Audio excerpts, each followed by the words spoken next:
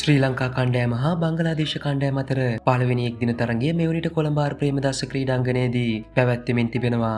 තරගයේ කාසිය වාසිය දිනාගත් ශ්‍රී ලංකා කණ්ඩෑම ප්‍රථමයෙන් පන්දුවට පහර දීමට තීරණය කළ අතර එහිදී පන්දු වාර 49යි පන්දු දෙකක් තුල සියලුම කඩලු දැවි ලකුණු 244ක් ලබා ගැනීමට ශ්‍රී ලංකා කණ්ඩෑමට හැකියාව ලැබුණා.